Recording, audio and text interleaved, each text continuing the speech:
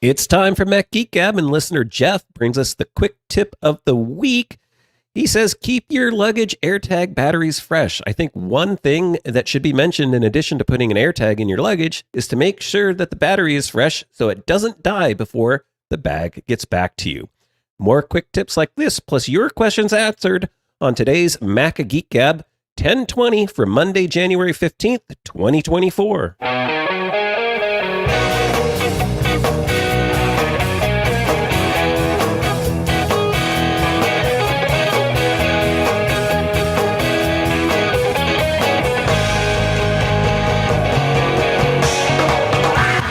Folks, and welcome to Mac Geek Gab, the show where indeed you send in your quick tips like that. We share them. You send in your questions. We try to answer them. You send in your cool stuff found. We share that too. We share some of our own quick tips, cool stuff found, and questions as well, because the goal is we're all in this together and we each want to make sure we learn at least 5 new things every single episode.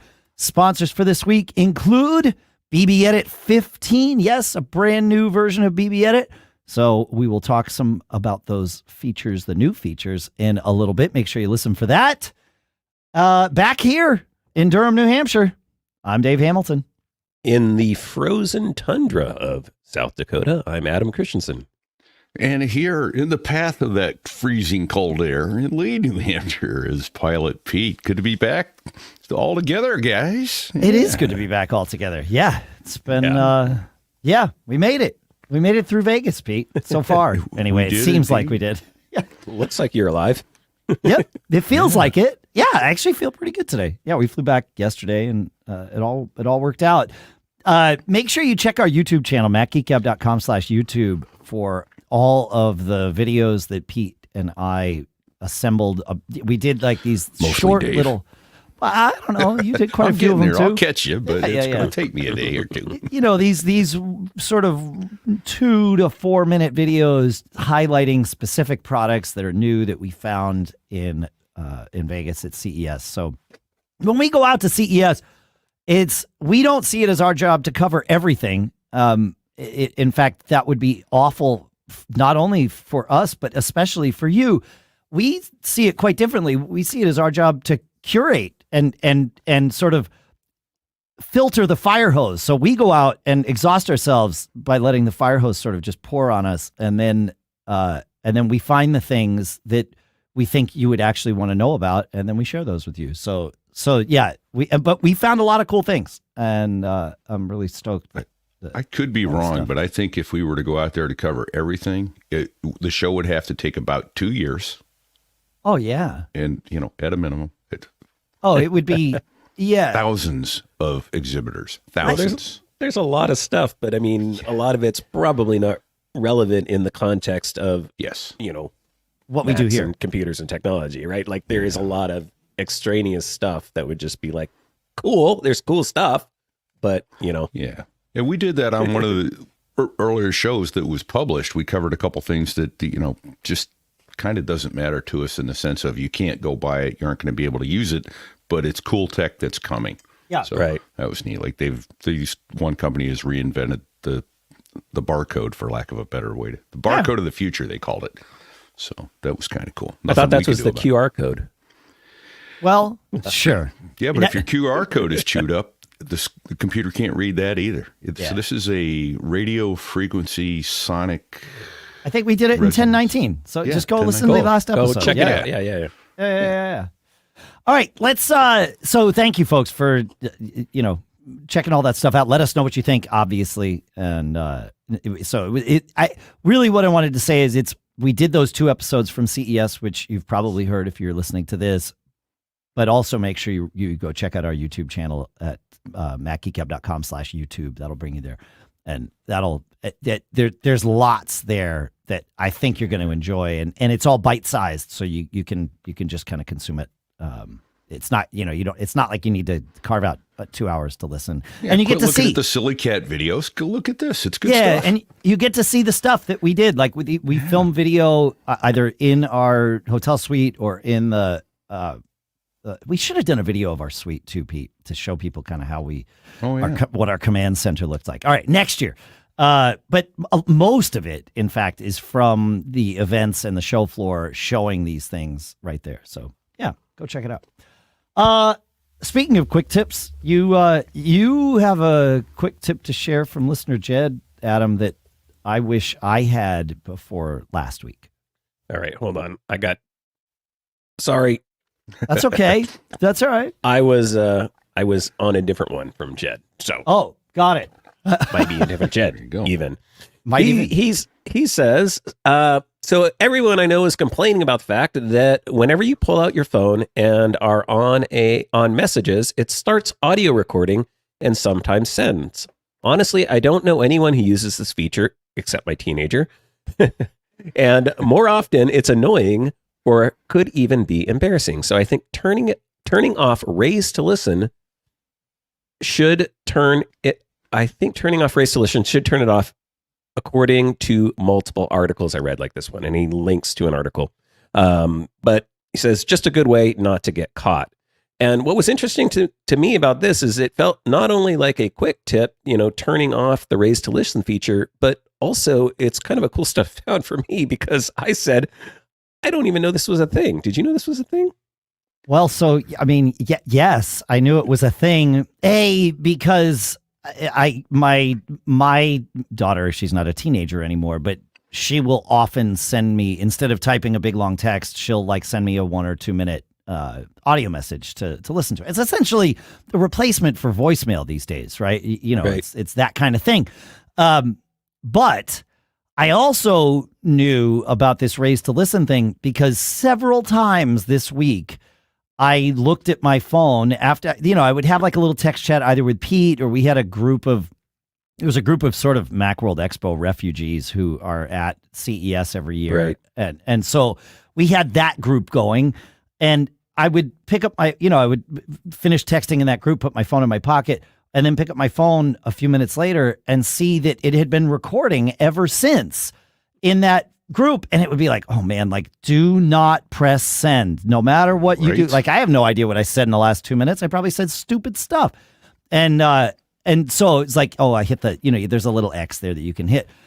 If I had seen this quick tip, if I had been reading Mac Geek Gab email while I was gone, I would have seen this and turned it off immediately, because it happened probably 3 or 4 times. I didn't realize that that's how you could turn it off. Yeah. I didn't know. Yeah. I knew it was there. I see that occasionally. It's like push. Wait, I didn't record anything, but apparently But you can do the push to talk or push to record too. Right. Yeah.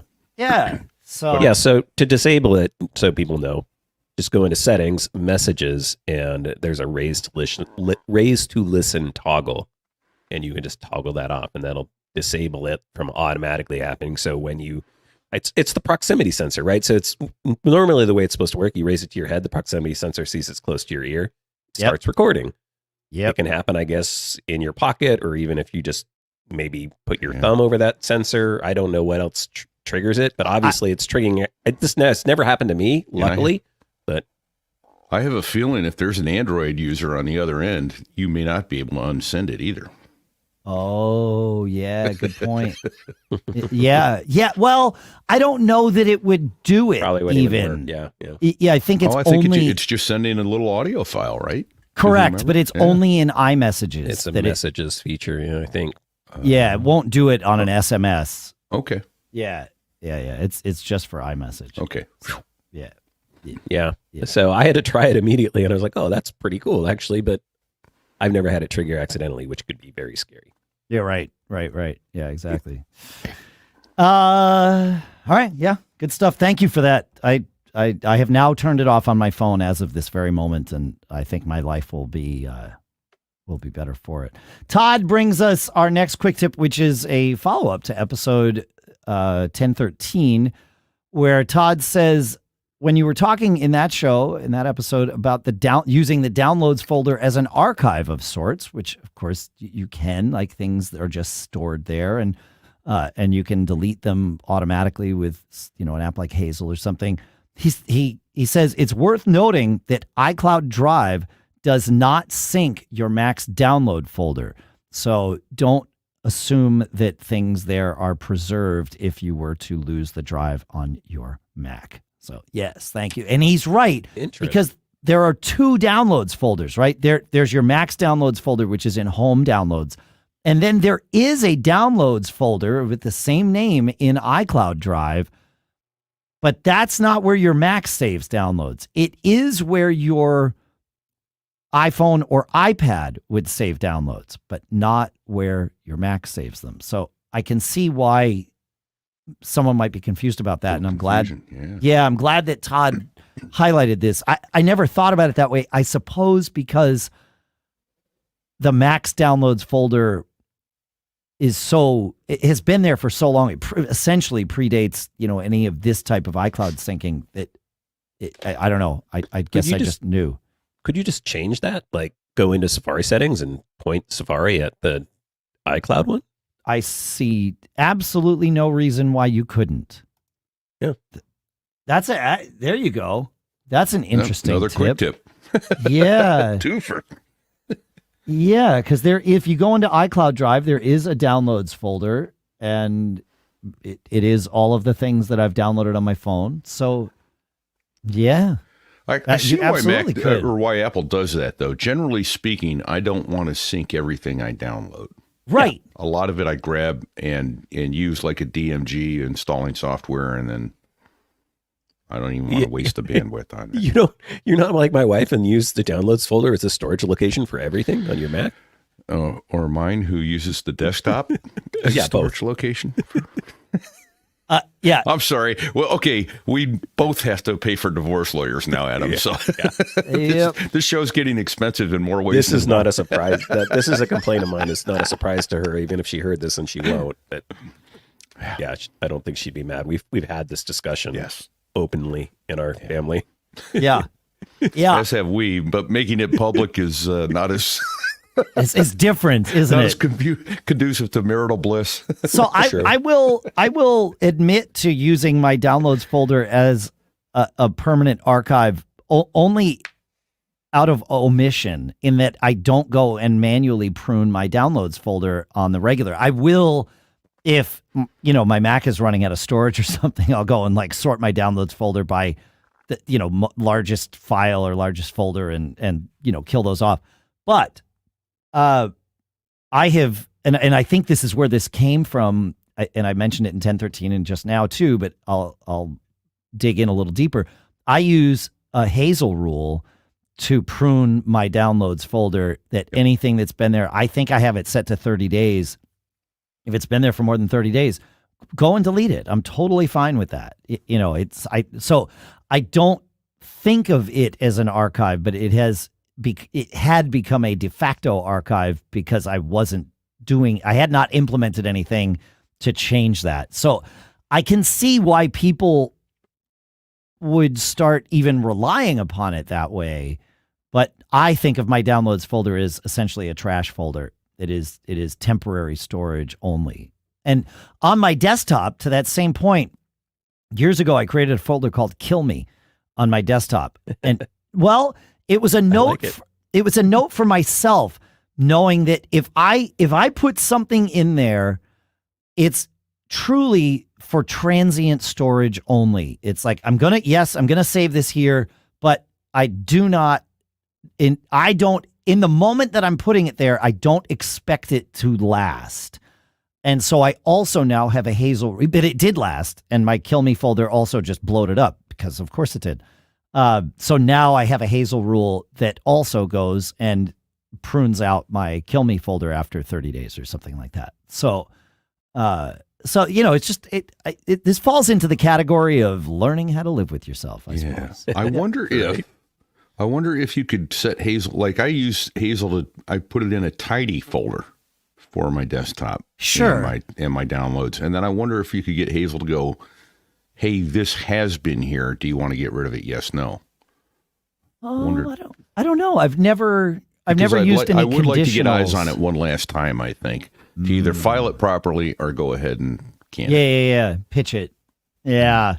If I were going to, and I don't know if Hazel could do that for you, right? But if I were going to do that, I would do it differently. I would create a calendar event, once every 2 weeks or something, like a to-do on my calendar. Right. Just to remind me to go in there. I do that with my spam folder. I've mentioned I prune through my spam folder once every 2 days, but the way that I remember to do that is I have a recurring to-do in my calendar that's every other day, and it has a link to the web interface for Fastmail's, for my spam folder on Fastmail. So I don't even have to think about it. I just click it and it brings me right there, and their interface is fine. It remembers that I sort my spam by from address, which we've talked about on the show before, and it just brings me there, and I can prune through my spam in, 90 seconds or less if I'm doing it every 2 days. Boom. Yeah. So that's how I would do that, Pete. With Hazel, you could do a set of countdown folders if you wanted. You could have like this is going to be deleted in 30 days, and then at 25 days, take everything 25 days older and move it to this is going to be deleted in 5 days, and then a 1 day. And you that's true. Monitor it that way too, right? Yep. Boop, boop, boop. All right, it's countdown. And I'm hesitant to start messing with Hazel while I'm recording a show, but What could go wrong? could Hazel, when it puts something in a folder, could it open that folder? Right? Does it have that ability to cause the Finder to open that folder? Because if it did, that would be an interesting way. And if it doesn't, you could have Keyboard Maestro open your 5-day, it's going to be deleted in 5 days folder every morning for you, so you just see it, Pete. Right. Yeah. And you could just review it. Be like, okay. And just review it. Yeah. It back. Hazel could almost certainly open a folder, though. I don't know that it can. That's the question I'm asking. Yeah. Okay. I just don't know that it has that functionality. Like you say, now is not the time to experiment with it. Yeah. Have those Discord people do it. Yeah, it's possible that someone listening Go check, guys. would know better than us. Yes. Peoples. Yes. Yeah. Someone will let us know. And someone, Mark M wrote, cleaning your downloads folders, what Hazel is for. And I think that's how it was developed. Yeah. I agree with that. Yeah. But if you know the answer and or have a tip or a question or anything for us, feedback@macgeekgab.com is the place to go for that. Whoa. Dave, did you say feedback@macgeekgab.com? I heard him. Feedback@macgeekgab.com. All right. Good news, though. Paul Conaway in the chat says there is a show in Finder option in Hazel. So we're all good. Here's our answer. There's the answer. Thanks, Paul. All right. You want to take us to our final quick tip here, Adam, from Jim? Yeah. Jim has a question about adding a website to favorites on an iPad. He said, I wanted to add a new website to the menu bar in Safari on my iPad. For the life of me, I couldn't figure it out at first. Since this was a site I visit a lot, I wanted it visible in the Safari menu bar. Of course you did, all the time. So I tried dragging the website address into the menu bar, as I'm able to do on my MacBook Pro, but no luck. It didn't work. Then I remembered to click on the share icon and add the bookmark to the favorites. And sure enough, it appeared in the access list, where you can see when I click on the ellipses at the far end of the Safari menu bar, I have all my favorites, but it was at the bottom of the list and I wanted it at the top. Drawing on years of Apple experience, I tried an often used rearranging technique and clicked on the new shortcut and tried dragging it up the list, and nothing happened there. A bit frustrated, I closed Safari, opened a brand new blank page, and of course it showed all of my favorite website shortcuts with a new site at the very end. Then came the aha moment. I clicked on the icon for the new website and dragged it to the top of the screen and dropped it as the third item in the array. It's stuck in Safari, and the Safari menu bar now shows the new shortcut right where I want it. Not sure why it's different on the Mac than the iPad, but it is. So maybe this will help someone save a few minutes trying to get their website shortcuts visible on their iPad Safari menu bar. Nice. Yeah. That makes sense. Now that he says it that way, it makes sense. Yeah, for sure. Yeah, Cool. So I don't know. This got me playing around, though, because I thought this was a great tip. And I was like really baffled by the fact that there wasn't a drag and drop way to do this on the iPad. Well, the first thing that I had to realize was that the favorites bar on the iPad is not always there. You have to go turn it on in Safari settings. So Yes. if you do use a favorites bar. So first I turned it on and, I tested it because, that's just me. And yeah, you can't just drag a URL from the URL bar right into the menu bar like you would on the Mac. But that got me thinking, what happens if you drag it over to the little icon where you would open up the bookmarks menu. And sure enough, I drug it over there. I hovered and it did the whole spring loaded thing. And then I could go to my favorites folder and it spring loaded the favorites folder open. And then I could drag it anywhere in the list and drop it. And then it appeared in order in the bar right where I wanted it. But what you have to drag onto is the little, the sidebar bookmarks icon. And then you can, and that works on the iPhone as well. So, oh, what a tip. Okay, so it is possible to do with, I mean, I'll call it one step, but it's really one drag operation because there's many things that have to happen in there, but it's the spring loaded thing, that Apple likes to do. You can spring load, drag and drop on your Mac, so you can spring load, drag and drop in Safari. And I think this kind of works for other things too. They have this thing where you can drag and drop onto folders or little icons and things happen. So this is another one of those. I always called it Apple's hidden UI stuff, which I'm not a big fan of, but there's tons of it, especially on iOS. Yes. Yeah. I'm trying to think if there's anything else that comes to mind for that, but no, that's great. Yep. Thank you, Jim. Thanks, Adam. That's cool. Thanks to BBEdit for sponsoring this episode. And BBEdit just this week came out with BBEdit 15. Anybody who's listened for any length of time knows that BBEdit is always open on my Mac. I use it for simple text editing, for things like the chapters for the show notes when I'm processing those after we finish the episode. I also use it for programming and, of course, everything in between and things just like counting the number of words in a document or comparing two documents. They've added some cool features. One, for us programmers out there, is what they call a Minimap palette, which if you've got a document that's super long, which a lot of programming, you code, some documents will be, many pages long. What the Minimap does is it shows you an overview of the document. You don't see the text. It collapses it down so you just see kind of the layout of the document. But visualizing this makes a lot of sense when you have these long documents. What's cool is if you select text in the document, it shows the selection in the Minimap. If you select text in the Minimap, it shows it in the document, right? So you can really kind of move, and you can use it to move around in the document too, which once you start programming, you kind of get a feel for, oh yeah, that's down here somewhere. Really handy to be able to get there without just having to scroll page. You scroll in the Minimap, you're like, yep, that's where I want to be. So I love this feature.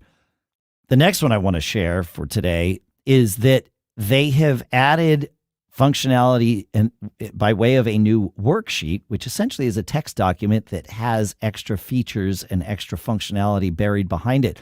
This time, a ChatGPT worksheet.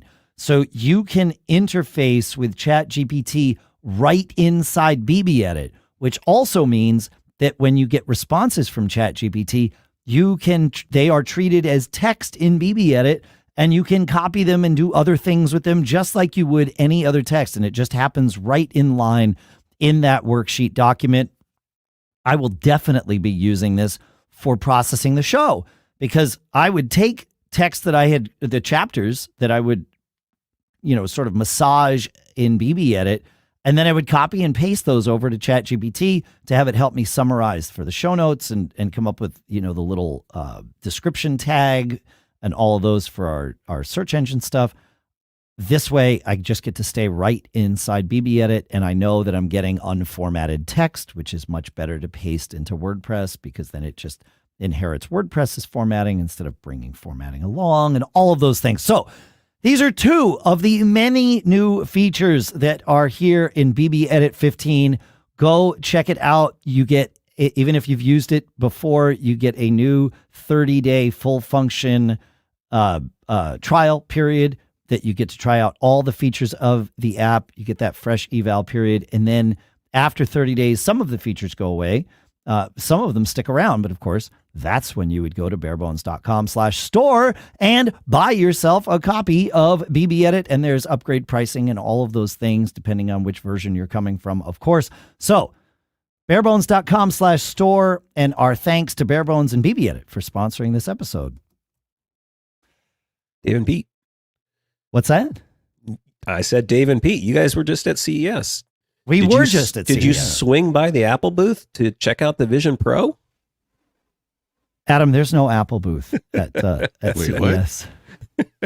Dave, you Yeah. missed the Apple booth? I was there Did for you guys- 2 days. I I spent missed all my that. time there. That's Catch this week, Apple being Apple. So yeah, Apple, for whatever reason, doesn't want to do the CES thing, but they definitely like to steal the thunder because every year, or almost every year, I think it is, they wait for a big press announcement. So did you notice this week that they announced when the Vision Pro is going to be able to be purchased? Yep. Right during CES. They like to steal the media thunder. It's classic Apple. It was classic.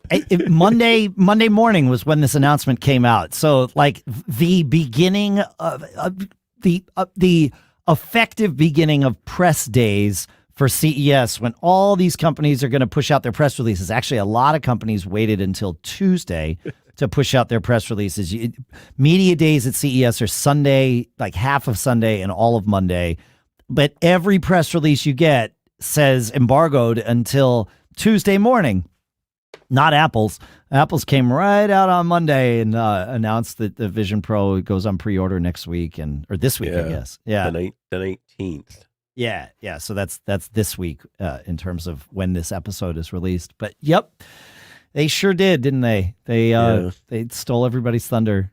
Still not a lot of details about it. Like, they announced that, well, we knew the pricing, $34.99.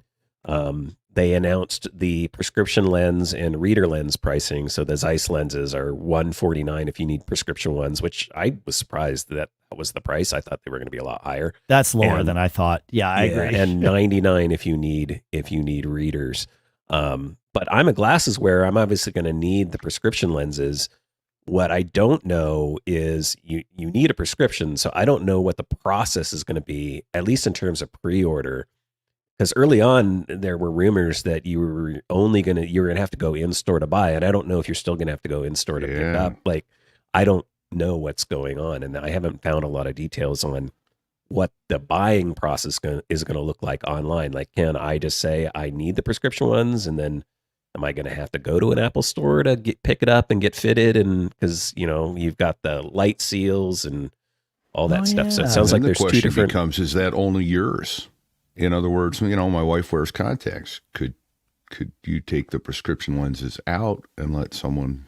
I believe from what they showed when it was released, the prescription lenses were kind of a drop-in. They're a drop-in insert, yeah. I didn't remember that. Okay. Yeah. I'm assuming they'll go in magnetically, and you can pop them out, and so you could have different. If you had two people with different prescriptions, I'm pretty sure you can pop them in and out. Or if someone only needed readers or something like that, you could pop them in and out, or just take them out completely if you didn't need. My guess is that it'll be something like ordering glasses from Zenni Optical or iBuyDirect or whatever online, where you just key in your prescription. Those sites really don't even. You should have a prescription from a doctor, so they say, but you can just key in your prescription and they will make you the lenses for that. Oh, they don't have to validate it, huh? No. There's no remember validation process. Buying from one site, and you had to literally upload your prescription. Some sites will let you do that, but I know with Zenni you can upload it, but really they just want you to type in the OS and OD or whatever the things are, and your pupillary distance and all that stuff. So we will find out on the 19th, right? Yeah. So that's my concern, right? Because pre-orders are always crazy, and I'm like, I don't want to get caught off guard and be like, I don't have my prescription here handy. I don't, Yep. I recommend keeping a PDF of your prescription in, something on your phone, notes, or even just in a synced folder, like in your iCloud Drive documents. Yeah. I'm pretty sure I know where it is. I'm pretty sure it's in paperless if I went to go look for it. There you go. Yeah. But I actually need a new prescription, so I'm going to be going this week to get my eyes checked just in advance and prep of pre-order, just in case Apple does weird stuff. Not a bad idea. Not a bad idea. Right? Yep. Yeah. Yep. Because usually it has to be within 2 years, I think, for them to. Yeah. Yeah, For those that that is, want to verify it. if you want it verified. Yeah. And Mark M in the chat in Discord says, I can confirm that no confirmation is required for glasses. He says in Pennsylvania, only contact lenses need to be confirmed. So, yep. Interesting. Interesting. Yeah. Yeah, for sure. Well, yep. There's Apple being news. Apple. Yeah. Yeah, but trying to steal the they just need to go. I mean, you guys should have been be able, like, what a place to show off vision. I mean, they had units, right? They have given them to press, and they must be close enough. They could have brought some there, and what a buzz they would have generated if they probably did. They probably were that, Privately. a team. Yes, privately, I would be shocked if a team from Apple was not there. CES. The reason we go is that CES provides gravity, right? It pulls a lot of people into one place and makes things really efficient.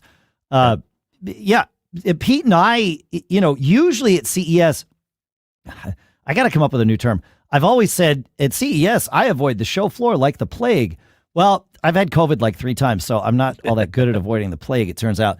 But thankfully, fine every one of those times. But we generally avoid the show floor because it's inefficient, and usually people don't want to talk to press on the show floor. The show floor is for those kinds of meetings that you would have with Apple, right? Where it's the strategic partnership meetings with, resellers and vendors, and that kind of stuff is what a lot of people, at least traditionally, have gone out of their way to get booths on the show floor to attract. You're selling. You're selling, yeah. Exactly. Yeah, you're either selling but it's not you're selling to one-on-one. It's you're looking for distribution channels. Correct. Right. You want to talk to Walmart and Amazon. Best Buy and Amazon. Exactly. And I can't tell you how many times I had meetings, even with companies that like I had deep relationships with, and it would be like, all right, I'll see you in your booth in the South Hall at 11 a.m. on Wednesday. And I would get there and be like, oh, yeah, sorry, Brian's in a meeting with, Walmart just showed up, and so I don't know when he's going to be out. It's like, cool. And that just happened over and over again, so much so that I wrote off the show floor. I would agree to go meet somebody on the show floor, but only after like some sort of vetting process, right? Where I felt confident that they would not be wasting my time. But even if they weren't, even if once I got to the booth, they weren't wasting my time, getting to and from booths on the show floor is such an epic journey that even from one booth to another is an epic journey. It's not so bad now that the South Hall is closed. They have not refilled the South Hall since but how about a COVID feature lockdowns. request for the CTA app? You let the navigation in your phone actually work. I mean, they it's tried a it little one better year. this year than it was, but no, you don't. They maybe they could try it again, but like 6-7 years ago, they tried to use directional things in there, and being in a concrete jungle, it was a nightmare. Yeah. So I think that's why they did away with it. The app got better this year, even over last year. Yeah, about getting from booth to booth, but yeah. But this year, I was surprised when we did wander up to, and because we did do a little bit of booth time, of course. We do most of our content comes from these evening press events. We've talked about PepCom on the show here. There's 2 others. One's called Unveiled, one's called Showstoppers, that happen at CES. And they're like 4 hours long, and it's just speed dating with the press. Everybody has a little table, and that's it. So there's no wandering from booth to booth. You just kind of, you can really be efficient about it. But we did spend some time on the show floor this year, Pete, and I was pleasantly surprised. People wanted to, almost everyone was happy to talk to us once they saw our media badge, which is atypical of the show floor. But we did get one, didn't we? Yes, we did. We stopped at one booth, and it literally had pretty lights, and we were kind of looking at it, and the guy came right over to us. Hey, gents, how you doing? What can I show you? We said, oh, here's who we are, and here's what we're looking for, cool stuff found. Smoke was coming out of his heels as he turned around and left. He only forgot to flip us off. That's. I was shocked at how fast he turned his back on us and walked away. He didn't say goodbye. No. Nothing. It was bizarre. Yeah. Pete spent some time in the military, of course, and I don't think you ever saw somebody do an about face that efficiently. No. No. No. No. I wonder if he was just concerned about being videoed or being, interviewed and just maybe Quoted really or something. Yeah. Or just maybe he's just really uncomfortable about being on camera or being. But we talking weren't to the camera, press. and we were just asking cameras. questions. I know, Like, but yeah. like, he's It been was there all weird. day, right? So how many times has he had someone come up and say, "Can we do an interview? Here's a camera. Here's a microphone. Here's a."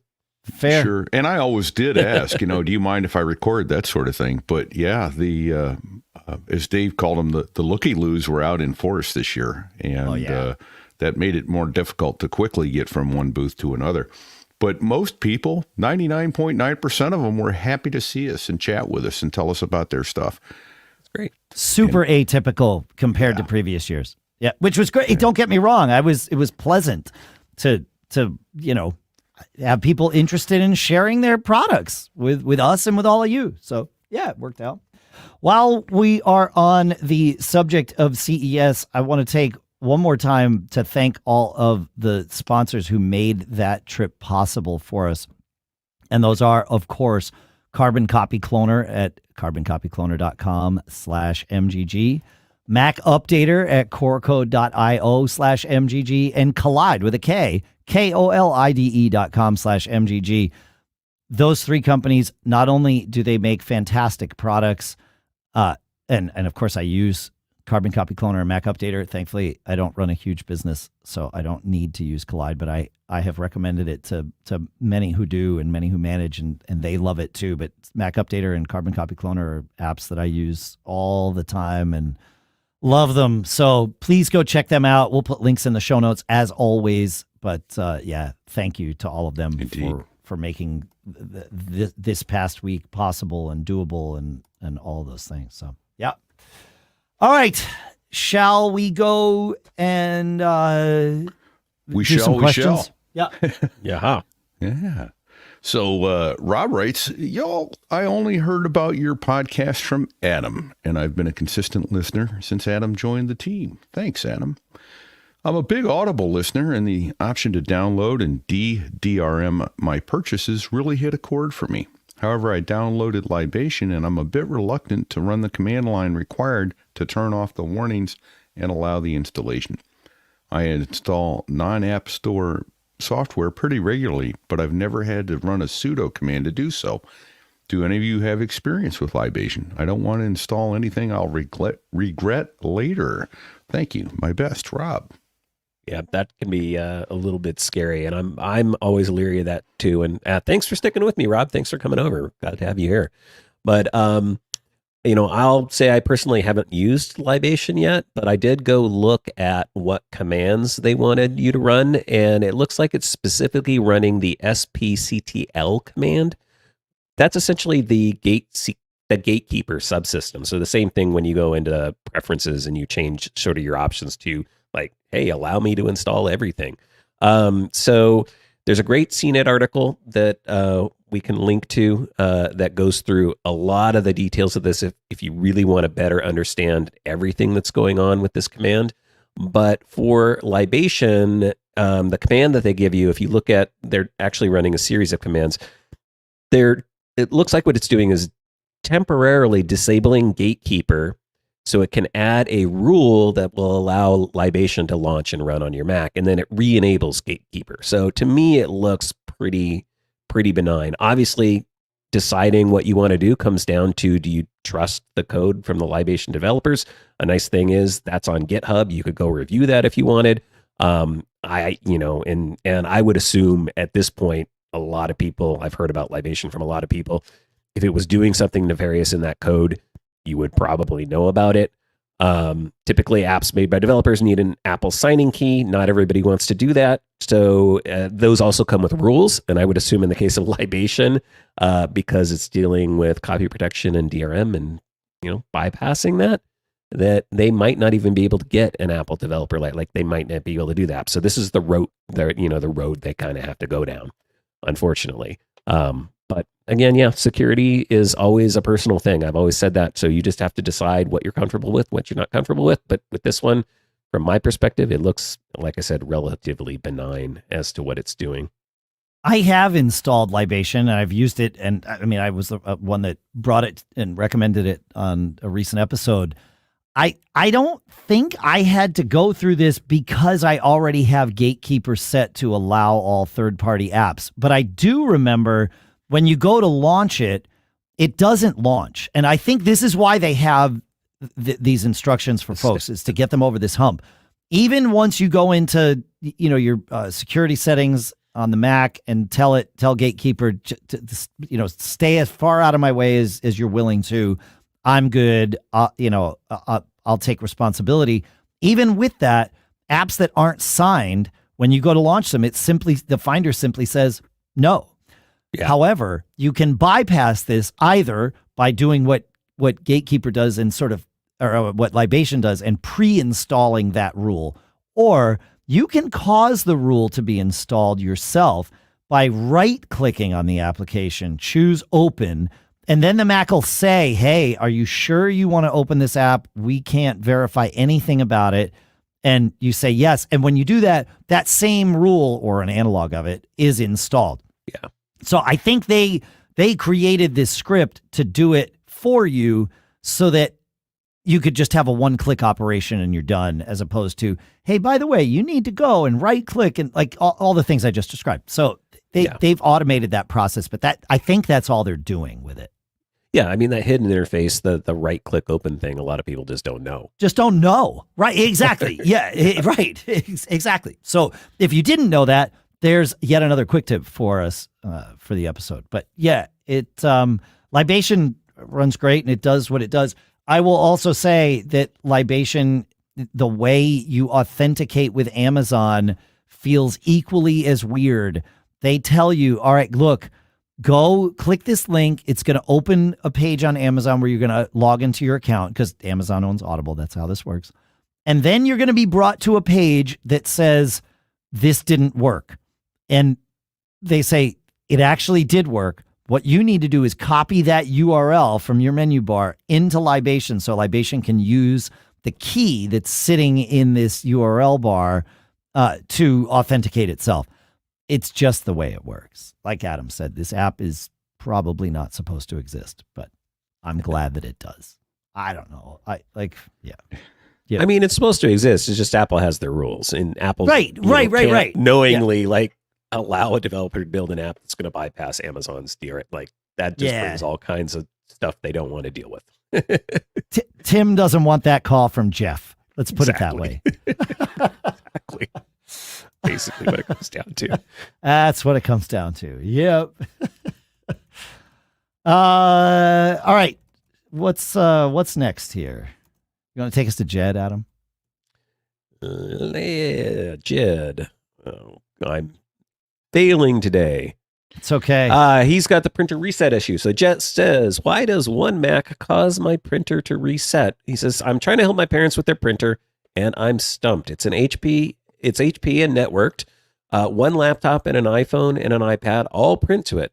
The laptop I'm struggling with because the printer restarts every time. I've deleted and re-added the printer. I've reset the printer services too. He's stumped. So he wants to know, do we have any ideas? I have some ideas. It's hard to know because we have exactly the information that you just read, right? We don't know what kind of printer it is. We don't know what's happening or what's said on the printer, on the printer's display when it restarts. But when we're in these scenarios and it's time to answer a question, the way I approach it is, if I were there, what would I do next to try and suss out what's going on? And my first thought is to compare the two computers, right? You've got one Mac that's not causing the printer to restart. You've got another Mac that is. So what's different about these two computers? Are they on the same OS, right? Does one of them have the manufacturer's printer driver installed, and the other is using the one baked in to Mac OS. And I don't even have speculation as to which one would cause it to restart. Actually, I do. My speculation is that the manufacturer's drivers would cause it to restart, but I might be wrong about that. but the fact that your iPhone and your iPad don't cause it to restart tells me that Apple's drivers are probably okay, and they are shared between the Mac and the iPhone. So, it's looking at these things. What's different? And if you really, if you think about these questions and dig a little and you still can't find something different, I would then look, what to do next after the first next. I would look at each Mac's local CUPS interface. CUPS being, I believe, Common Unix Printing System. And you get there by going in Safari to the URL of localhost :631. So you're looking at port 631 on your Mac to see what's there. This link is in the show notes. You don't need to remember it. Just go to MacGeekGab.com and look for show 1020 or mgg.fm/1020. It's right there in the show notes. And if it's the first time you've gone there on this Mac, you might be told to issue a terminal command to fully enable the CUPS web interface. That's also in the show notes, but it'll be right there on the screen. You just open terminal, you type this one little command, and then you paste this one little command, and you're done. And then you can really dig in and look at what driver versions are being used on each computer and really dig and compare. And you can reset the CUPS printing system there. So this is where I would, that's where I would start with this. Hopefully somewhere in there there would be that aha moment. Like, wait, this is different. Well, let me change, one computer to match the other and then see what happens. That's good advice. I would also, as silly as it sounds, I know he says he's deleted and re-added the printer. Correct me if I'm wrong, but I'm pretty sure that several years back, Apple bundles some printer drivers with the OS, but depending upon the age of this printer or what model it is or whatever it might be worth checking the manufacturer's website. So even if you're up to date with the operating system, there's no guarantee that HP has been delivering drivers to Apple to include with the operating system. So you might want to check and make sure, there's not a new set of drivers or something on, and this sucks because I hate going to HP's website because it's impossible to find these things. Awful. But there could be updated drivers. I think you're onto something, Dave, because again, he's saying the iPad, the iPhone work fine. That's going to use Apple's whatever, Apple's system is. Yeah, and right. Likely at one point they installed the HP software on that Mac. It's got some version of the driver. No guarantee that has ever been updated or that it was delivered, along with an OS update. So I would check that too. Yep. And I know Jedd mentioned that he reset the printing system. So I'm pretty sure he did what I'm about to describe. But for everyone listening, there is a semi-hidden feature in system settings. So, and this also exists in system preferences if you've got a, pre-Sonoma Mac or pre-Ventura, whenever they made this change. I can't even remember anymore. I'm lucky I'm awake. So you go into system settings, you go into printers and scanners, and in the list of printers, right click, and you will see one of the options, the one at the bottom of the list, is called Reset Printing System, ... And that means that there is going to be a confirmation dialog. And when you click that, it says, are you sure you want to reset the printing system? This will remove all of your existing printers, scanners, and faxes, and all their pending jobs. It does a full reset on that CUPS system that I mentioned earlier and can make a huge difference in solving problems just like this. Obviously, Jedd already did this, so this didn't solve Jedd's problem. There's more to it than that. But that would be that would have been my first step as well. Is all right. Let's just start from scratch with this and see. And since that didn't work, then it's like, okay, well, let's compare the two and go from there. So yeah, fun stuff. Did you have more to add, Adam? No, I just said good stuff. Yeah, good stuff. I noticed something interesting. We did 2 episodes from Las Vegas, and of course, I was on my laptop, which is an M2 MacBook Air, so plenty with 24 gigs of RAM or something, because that was what was available the day I had to buy a laptop, since we had all those computers blow up with lightning over the summer. And yet, the first episode that we recorded, as soon as I opened up Chrome, which is what we use here to connect to StreamYard, which is the engine that connects our voices to each other, but also does video. My video was stuttering. My computer, my CPU was pegged, and it was like, what's going on? This is sort of, at least, a more powerful machine than the Mac Studio I have in the studio, because this is an M1 Max. Like, it's at least on par with it. It should be able to rock and roll here. What's going on? And finally got it to sort of settle down, and we were able to record the episode. My video stuttered a little bit, but fine, whatever. And the next day, I was using Ecamm Live to do some of the locally recorded videos that we put out on our YouTube channel, and I was noticing at times that it was stuttering there too. I'm like, what is going on? Like, this shouldn't happen. I wasn't even using an external camera. I was using the Mac's built-in camera because I forgot to bring a stand for my continuity camera thing, and it was just driving me crazy. And then, walking around the show floor, there's always these things like, percolating in the back of my head. And I said to Pete, I'm like, wait a minute. I have my laptop set to go into low power mode when on battery. And the way we had things set up in our suite, we had like 2 bedrooms and a living room. And in the living room, there was the common room, essentially, there was a table where we had our computer set up. No power at the table. But there was no power at the table. So we would charge up our laptops elsewhere and then, just work at the table, because it was nice to have like a big work surface that we could be at. And that's fine. The Apple Silicon Macs hold their charge quite well. But, I had an external monitor plugged in, which uses some GPU-ish stuff. And then, of course, I was using my camera and streaming video, which uses some GPU-ish stuff. And I thought, well, wait a minute. And so that day, when I got back, I just plugged my Mac in, and, I strung like a series of cables across the floor, really unsafe. Thankfully, neither one of us tripped all over it in the middle of the night or something. But, and then it was fine. I thought, okay. And then I tried it with turning off that low power mode when on battery option, which is in system settings battery on your laptop. And the problem totally went away. So low power mode can cause you some problems in terms of the performance of your Mac, or at least anecdotally, based on my one test case, it caused me some problems. So just be aware of that. I had forgotten all about that low power mode thing. And that's the reason it just didn't spring to mind as soon as I started having those issues. But again, kind of walking around, it's like, well, there is one difference between the Mac in my studio and the Mac on this table here, and that's that this one doesn't have power applied. So clearly, it's more than just a monitor dimming. Yeah, exactly. Right. Oh yeah, for sure. Yeah. Yeah, it cranks things way down. Way down. Yeah. Which makes sense. I mean, of course it does.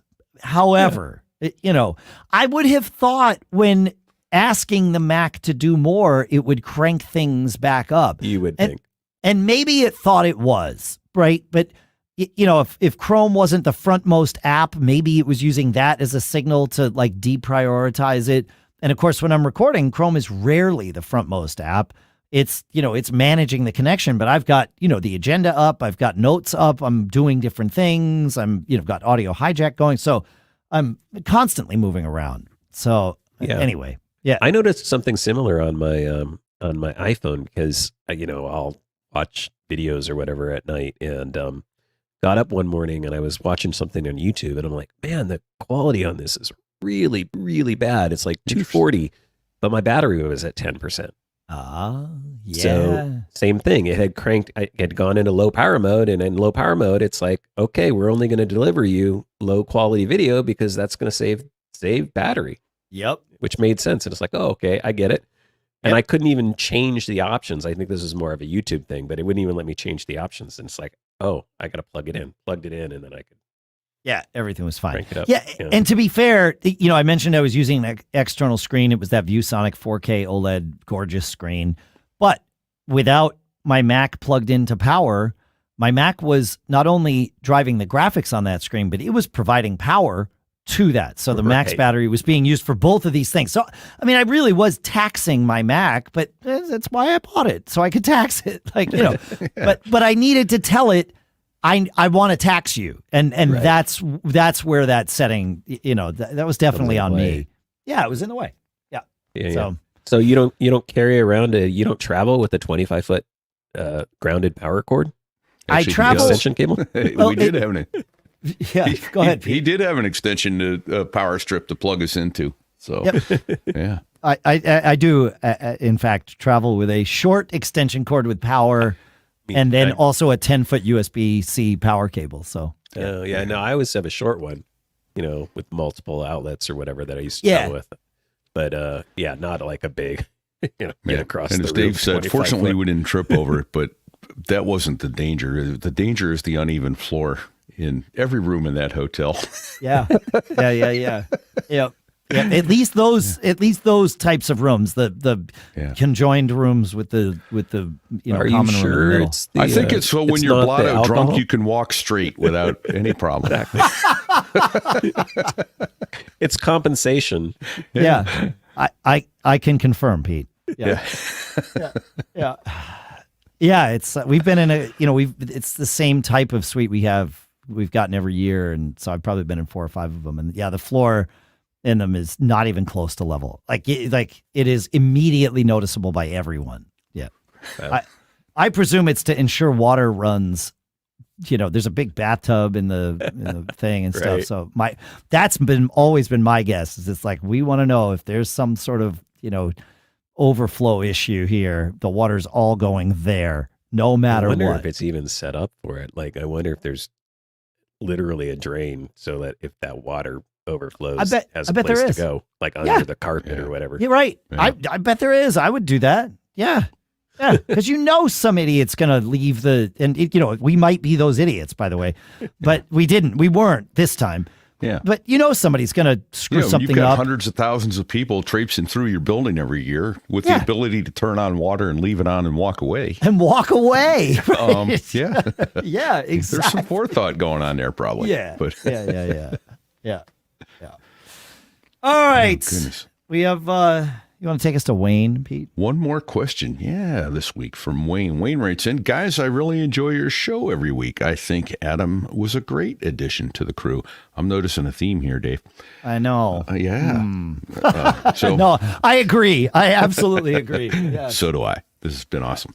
Yeah. I have a question that I want to run past you guys. Could each of you give me your 2 cents on which router each of you have or would get today to replace an aging Apple Airport Extreme?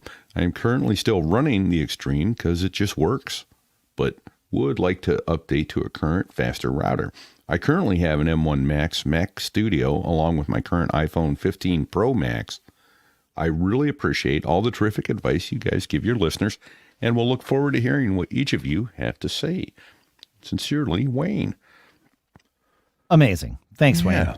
Yeah. The first, I'm happy to share what I use, but the first question I ask myself in any environment where I'm setting up wireless, and so I would ask of you or have you ask of yourselves, is do you need or want the ability to have multiple access points, aka a mesh system, or is your home such that you can do fine with just a single access point to broadcast and reach all the corners of your home? And that question, you may not know the answer to that question. My guess is you probably have a sense of whether you need that, and you may already have mesh, or you might be wanting to go that route. So if it's just one router, I really, really like Synology's offerings. The RT6600AX and the WRX 560 are the two that that would be sort of the ones that I would recommend right now. The Synology web interface on their routers is full featured. And when I say that, I can't stress enough just how full featured it is. It's fairly easy to use if you're just setting it up and going. But if and when you want to add inbound VPN, great. It's got it right there. You can do all kinds of, DNS tweaking with it. There's all sorts of stuff. That remote access to it is very robust and simple and smooth. It's just a great interface. And the routers are not underpowered. In fact, that's the wrong way to say it. The routers have plenty of horsepower to do everything you would need to do. So I'm a huge fan of these Synology routers and have been since they got into the router business. I wondered initially, I don't wonder this anymore, but when they released the first router, the RT1900 AC, it was like, well, this is sort of a departure for Synology. Is this a one-off kind of thing? Like, it was great, but I was really hesitant to, go all in. And obviously it's not. They've now released 5 different models of router over the years. So yeah, that's where I would go with it. If you need mesh, it turns out the Synology mesh is pretty good. I switched back to it recently and was pleasantly surprised. It doesn't suck. And you know what? It used to suck, especially for Apple users, but it doesn't anymore. And that's a good thing. They've released it. Every mesh went through this, by the way. This is not unique to Synology. When Eero first came out, it kind of sucked. They needed to get it out into homes and gather data and learn how to get these things together. Orbi was the worst when it came out. Like, you couldn't do half the things you needed to do. And heaven forbid you took their advice and wired your Ethernet for backhaul between the mesh points. It would just crater your whole system. It was awful. But they've improved on it, right? Like, and so this is how mesh goes. This is how a lot of tech goes. You build it in the lab, you test it, you have maybe a group of 500 customers, maybe 1,000 customers to do your beta testing, but it's never enough. You need more. And with wireless, no one gets to see what's in the way. And so troubleshooting is really kind of just, you need lots of data to build something that's robust. So Synology's mesh is there. If you want something simple that is going to work and you aren't interested in geeky features or anything like that, the Eero mesh is absolutely fantastic as well. The TP-Link Deco model or line of routers, we talked about this last week from CES. They are budget-friendly, high-powered mesh system. I'm careful with how I talk about their pricing because their pricing does not match everyone else's. They are half the price or less of everybody else, and their quality and the feature set is on par with everyone else. So they just have a way of keeping things inexpensive. So that's my thoughts on this. Adam, what do you think on all of this? I agree with everything you said. I will say, well, and especially like on the, because I had Eero system back in the day. I think it was a 2nd gen system, so it was pretty good. Sure. I switched to an Orbi Wi-Fi 6 system that I'm using now, and I absolutely love. I felt like it was mature enough at that point, and it had pretty good reviews and stuff like that. And I've had great success with it, and found it very easy to set up. I think that's what it came down to for me too. Was like I just wanted something.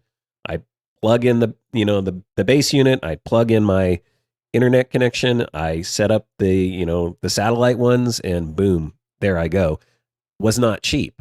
I think right. It was like $700 at the time for the base and two remote units. But I had a lot of area I needed to cover out here. I got to cover all the way across the yard. So, and it works great. I have gigabit, and even out here, which is not the best connection, I'll typically be running 600 megabits up and down from here. So, I was shocked when I found out that you were on a wireless, backhaul back and forth to the house. I had no idea. If I had an idea, I probably would have freaked out about the idea of like having you as a regular part of this show with that. It's like, oh man, this is just going to be a nightmare. But we were several weeks in before it just came up in our pre-show chat and was like, wait, what?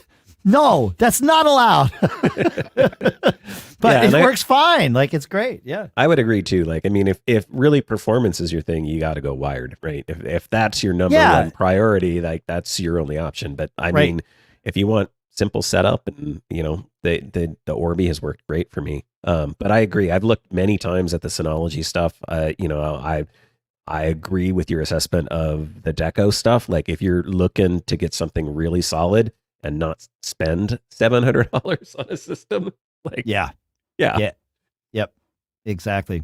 Yeah. And then in the chat, listener Rod L suggests the new Unify Express from Ubiquiti. It's $150. It is a standalone router, which is not always what you get as part of the Unify line. That's a very sort of piecemeal mix and match thing where you get to build exactly the system you want.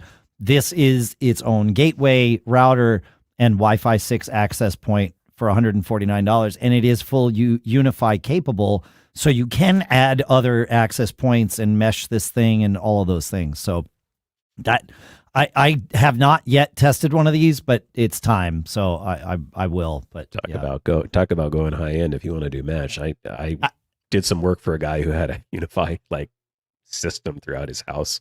Ooh. They're great. It can be. It's amazing. Commercial grade. It's commercial grade for your home or your office. No, they really. I ran Unify here for quite some time as well. Their inbound VPN was really the reason that I went back to Synology, because at the time anyway, it was kind of janky in terms of what I wanted out of it, and so I went back. But yeah, no, I've got some. In fact, I've got some Unify switches on my network now. What Pete? I skipped over you. What? You didn't skip to me. You just the third line today, and that's fine. But I cannot justify getting rid of my RT2600 by Synology yet. That thing has been cranking in my basement corner for years now. And as I told the Synology people last week, look, I'm up in the attic. I'm in a finished attic in my third floor of my home. So that's 1, 2, 3 floors away from me and across the house. And that's what I'm on right now. Now, I also have the TP-Link Decos, because the only room in the house that doesn't get great Wi-Fi is my daughter's bedroom, which is below me, oddly enough. So how it goes through her bedroom and gives me great strength and great throughput, I don't know, but it does. So that's the thing about Wi-Fi is you don't get to see what's in the way. Yeah. So it's in that sense, it's a little weird, but it cranks throughout the house. I love that router, and I will say that it was out of warranty. And we were having a hard time. For some reason, it was throttling, and we couldn't figure it out. Dave spent a lot of time working with me on this router, and we couldn't figure out why it was just stopping and slowing down and not making things work right. So I wrote to Synology and said, hey, I'm going to buy a new router. I would love to get this into your hands, though, so you could troubleshoot it and figure out what it's doing wrong. And instead, they just sent me a new router. And that, awesome. That's the kind of customer support that they give. They support things that are years old, years out of warranty. Will that happen forever and happen for everybody? Probably not, but I've had great experience with them. And like you said, Dave, the versatility of it takes it away from having to jailbreak your old Syslink or Linksys router. Yeah. And having to put the DD-Wort aftermarket software on it or firmware on it. And you don't need to do that once you've got a Synology router of any from the 1900 on all the way up to their latest offering. You can do anything you want with those things. They're incredible. So I love the Linksys. And then as Dave said, we saw some of the TP-Link routers. You love the Synology, right? You said Links. You said I love the Linksys. Oh yeah, it's okay. We just came back from Vegas. I just wanted to make sure I didn't want to leave that comment hanging. Thank you for stopping me there.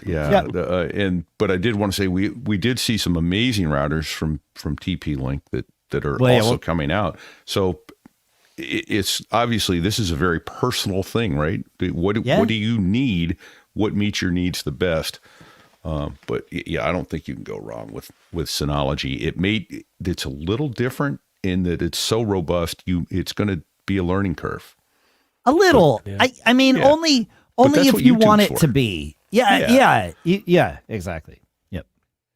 Well, this is a common question that comes up because of this. Like, I've had so many people say that they move away from their Airport Extreme, which was discontinued how long ago? I held on to mine forever too, because it was just the easiest thing in the world to set up, and it just worked. Yep. So there's so many people that wish Apple would get back into this game, but I don't think they ever will. So. No, I think once like Eero came, once the mesh world appeared, and I really do think Eero was a driving force in Apple's decision not to head down that path, because they did, like, they are as easy to use as the Airport Extreme was, right? And so I think that's where Apple was like, you know what? Somebody else is doing this better.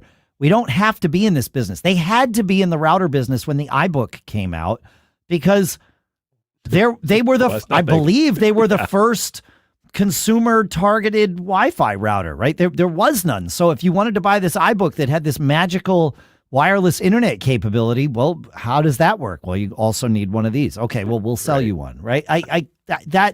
They were forced in. They forced themselves into the router business, and I think they were just as happy to get out.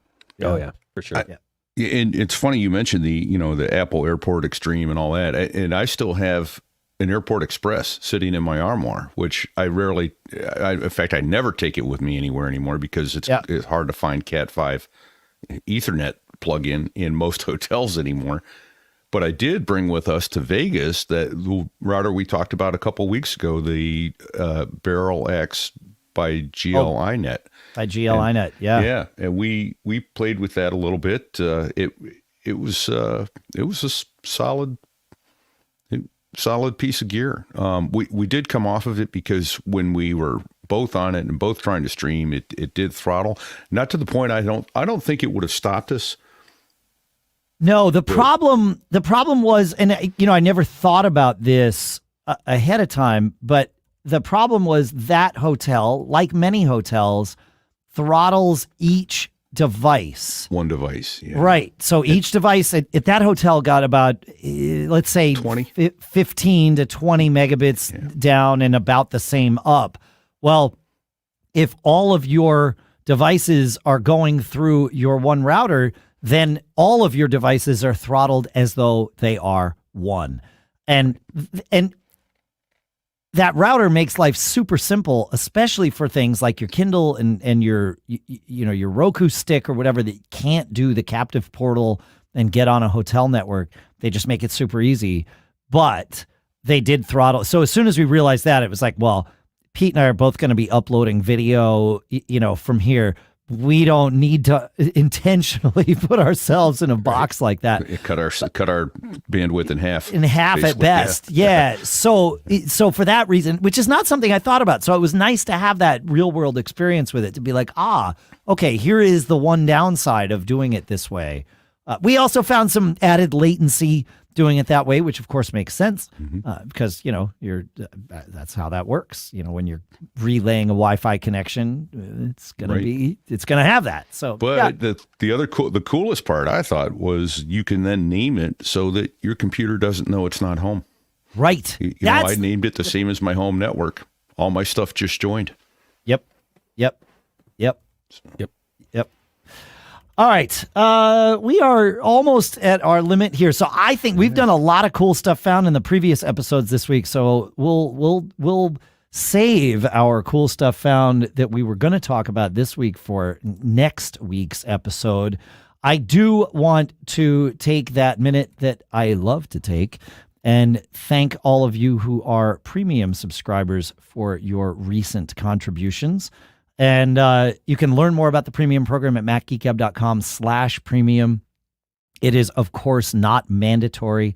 It's not even expected by us. It is, however, very, very, very much appreciated, because all of your premium contributions really do help us do what we do. And so I want to thank those of you. We'll start with the $10 contributions that have come in the last week or so here. Thanks to Jeremiah from Edgewater, Cal from Russellville, Donald from Furlong, Chris from Chorleywood, James from San Antonio, Scott from Bourbonnais, Mark from Coopersburg, Abel from Santa Rosa, and Neil from West Hartford for your $10 contributions. You rock. And then we have $25 contributions. The first 5 or so we don't have address info for because they have been with us for so long. They've been with us longer than we started capturing that data, or longer than we had to capture that data, I should say. Joel, Craig, Dan, John, thanks to all of you.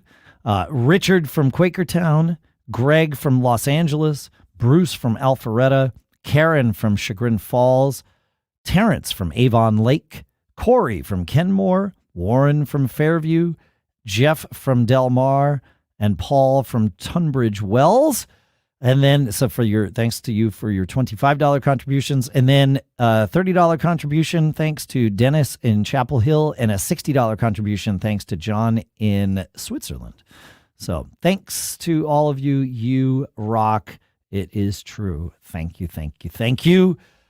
Yeah, that's. I think we wrap it here because otherwise we're just going to go and go and go, and we've already, used a lot of time this week. So we'll take it. Thanks for listening, folks. Thanks for hanging out with us. Thanks for all your questions. Thanks for your quick tips, and thanks for your cool stuff found. We'll just, roll those forward. We've got some good ones too, like something about Time Machine, a cool stuff found for Time Machine that I didn't know existed, and I am 100% going to install it on my Mac now that I'm home because we'll learn about that next week. I promise. Thanks to CashFly for providing all the bandwidth to get the show from us to you.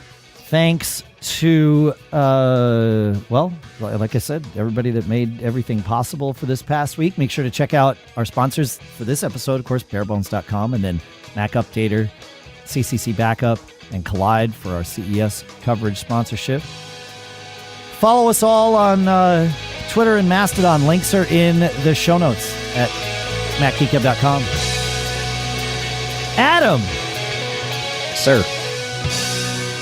Do you have anything left to say? Maybe Pete's shirt is inspiration? I don't know. Don't get caught. Made up.